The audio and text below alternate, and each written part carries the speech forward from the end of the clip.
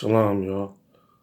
First and foremost, I want to give all praises to Yahuwah, who the world ignorantly calls God, and is only in the name of His only begotten Son, who the world ignorantly calls Jesus Christ. Now, it's going to be a short video about Cornelius, the Israelite. That's right, Cornelius was an Israelite. Now, let's just get right into it. Okay, this is Matthew chapter 8, and we're going to start at verse 5. And when Yahusha was entered into Capernaum, there came unto him a centurion, beseeching him, and saying, Master, my servant lie at home sick of the palsy, grievously tormented. And Yahusha said to him, I will come and heal him. Notice that he's talking to this centurion. He didn't talk to the heathen woman that was trying to get her daughter healed in chapter 15.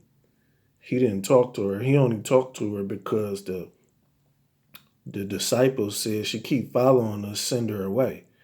So he engaged her and gave her what she wanted to appease his disciples. And we could talk about that after I finish right here. On verse 7, and Yahusha said to him, I will come and heal him. The centurion answered and said, Master, I am not worthy that you should come under my roof, but speak the word only, and my servant shall be healed. For I am a man under authority, having soldiers under me, and I say to this man, go, and he goes, and to another, come, and he comes, and to my servant, do this, and he does it. When Yahusha heard it, he marveled, and said to them that followed, Verily, I say to you, I have not found so great faith, no, not in Israel. And when he said that, he was talking about the land, because that's where he was at. He wasn't saying, I have not found so much faith in the Israelites. That's not what he's talking about. He's saying in the land, he hasn't found so much faith. So,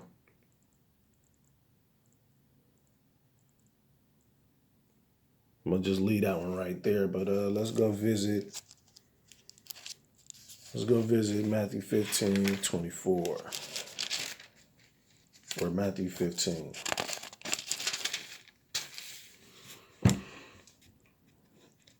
And we're going to start at verse 22. And we're going to start at 21 so we get the proper context. Then Yahusha went there and departed into the coast of Tyre and Sidon.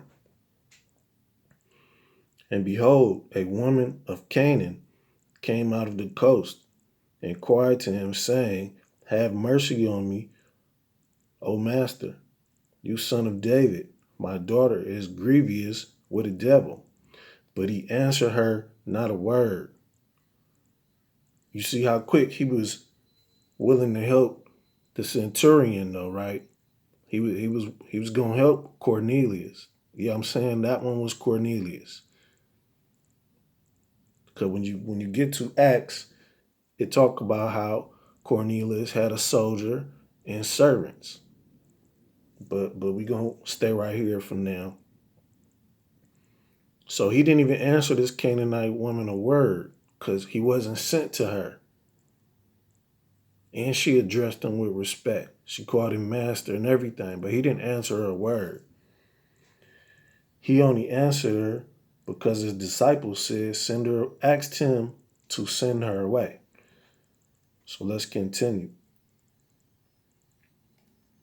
Verse 23, but he answered her not a word, and his disciples came and besought him, saying, Send her away, for she cried afterwards. But he answered and said, I am not sent but unto the lost sheep of the house of Israel. So Christ was only for the Israelites. That's why he told them, look, I'm not finna even engage with her because I'm not sent to them. That's why he told the disciples, cast not your pearls before swine and give not the children's bread to dogs.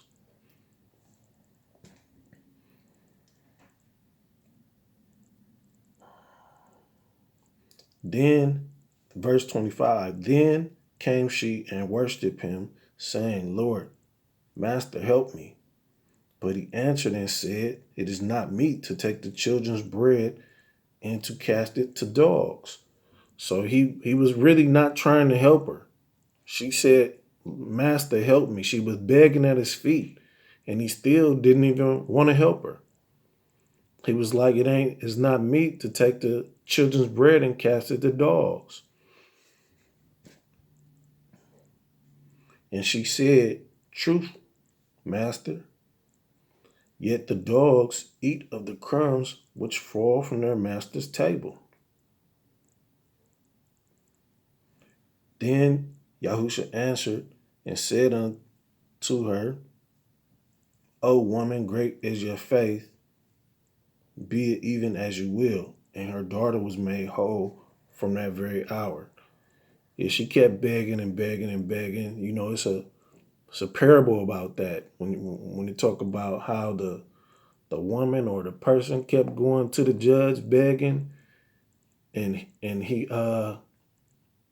he gave that person what they want just to get him out his face. That's all that was. It was I don't even think it was pity. It was just like, you irritate me. All right, now here you go. Get out of here. But anyway, like I said, he was quick to help the centurion, but he wasn't even trying to help her though, because she wasn't an Israelite. Now let's go to Luke. Let's go to Luke.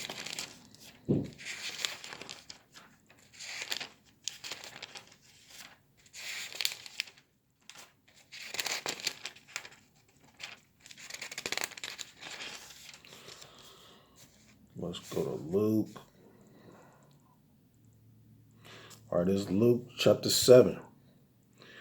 Now, when he had ended all his sayings in the audience of the people, he entered into Capernaum, and a certain centurion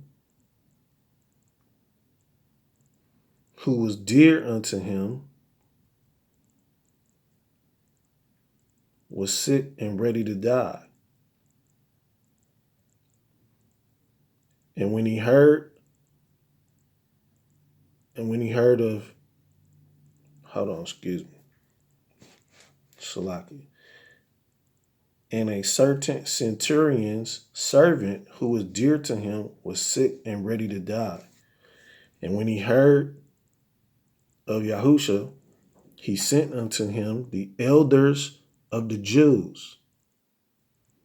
So he was an Israelite, and he sent the elders of the Jews, beseeching him that he would come and heal his servant, Salakia, come and heal his servant.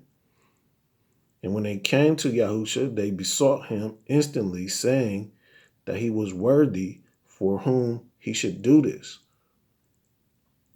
So the elders of the Jews was telling the Messiah that this centurion was worthy because he was an Israelite.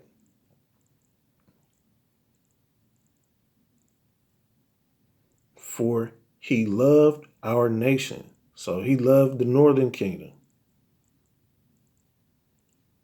Salakia, he loved the southern kingdom. It says, for he loved our nation and he has built us a synagogue. Then Yahusha went with them. And when he was now not far from the house, the centurion sent friends to him, saying to him, Master, trouble not yourself, for I'm not worthy that you should enter under my roof. Wherefore, neither thought I myself worthy to come unto you, but say in a word, and my servant shall be healed. For I also am a man set under authority, having under me soldiers, and I say to one, go, and he goes, and to another, come, and he comes, and to my servant, do this, and he does it. And when Yahusha heard these things, he marveled at him and turned him about and said to the people that followed him, I say unto you, I have not found so great faith, no, not in Israel. So the man was saying, I don't feel worthy because the Jews was alienating the other tribes. You know, they was calling them Gentiles and they was calling them unclean and all of that. You feel me? So he was saying right there, he didn't feel worthy to even approach the Messiah because he felt like he was unclean or he was a Gentile because he wasn't from the southern kingdom. That's why verse 5 says, for he loves our nation. And that ties into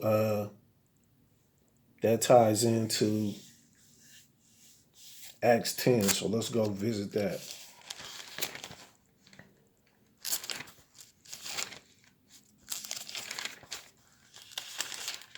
I only got 2 minutes, so I'm gonna try to rush through this real quick. Acts 10, there was a certain man in Caesarea called Cornelius, a centurion of the Italian band, a devout man, and one that feared Almighty with all his house, which gave much alms to the people. He built them a synagogue and prayed to Almighty always. He saw in a vision, evidently about the 9th hour of the day, an angel of Yahuwah coming to him, saying to him, Cornelius. So he was visited by an angel in a vision. That only happens to Israelites. I mean, it could happen to a king because it did happen to what his name was, the Abimelech, right? But he deal in visions and similitudes. That's Hosea 12:10 and Numbers 12:6 said he visit Israelites in visions. So there's that. And when you go to Acts 10:28, it says he said to them, you know how that is unlawful thing for a man that is a Jew to keep company or to come unto one of another nation. But Yahuwah has showed me that I should not call any man common or unclean. Now that word right there, nation, in Acts 10:28, when you research that word, it means it leads to Israelites, the same kind of tribe. Now, another way you could figure out is Cornelius was an Israelite is because Acts 10, verse 1 and 2 calls him devout. And that ties into 1 Maccabees 2:42 and 2 Maccabees 1:19. And with that, I'm going to close out. I know the truth